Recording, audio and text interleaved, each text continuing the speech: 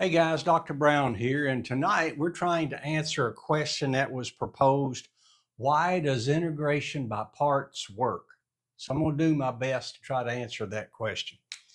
Okay, if you have, back in your Calculus 1 days, if you take the derivative with respect to x of two functions, u and v, okay, we were taught to take the first function times the derivative of the second one, that's dv dx.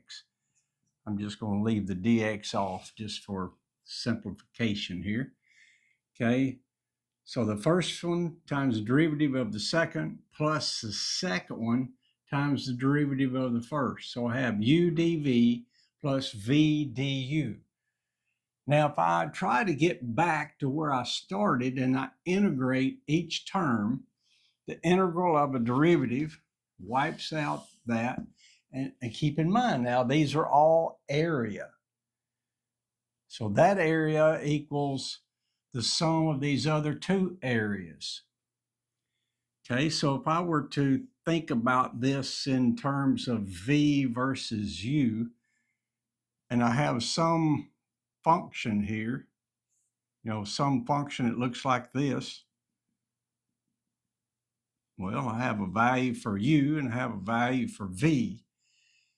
So that area, uv, that area, it equals, let's see, what would we have here? This would be, if I drew a differential, so I'm integrating that, so I would have v du. So I would have this guy right here. And then I might have u dv. So that would be this one, looks like that. So that area would be the sum of these other two.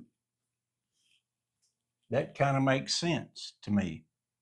So that area, uv, is the sum of these two pieces. So they subtract uv minus the integral of v du equals the integral of u dv. Now, when we're integrating two parts, two pieces, we'll assign one of them to the dv, something that we think we can integrate, and the other one we'll assign u. Now, you'll notice in this problem, if I'm given u and dv, what do I not have on this side of the equal sign? I don't have v, I don't have du, so I don't have v or v du. I don't have those. This is the brilliance of what's going on. If I take the derivative of u, I get du. If I integrate dv, I get v. So now I have a v du. I can integrate that. And since I have the v, I'll cross multiply those to get uv minus that integral. And that's why integration by parts works. The guy, I had written his name down, Brooks, I believe was the gentleman's name, in 1715.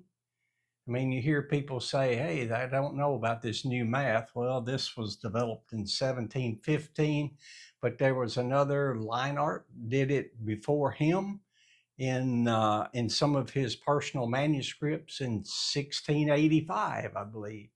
So, hey, the new math is not so new. Hey, why are we trying to do this? We're trying to build a better tomorrow through math. Keep studying and use this. Oh, and by the way, before I stop, learn the DI method, okay? Learn that. It allows you to keep up with all the signs. So this would be your U, this is your dV. You're integrating this one, taking the derivative of that one. So I end up with a du and a v, hey. So then I cross multiply uv minus the integral of v du. Hey.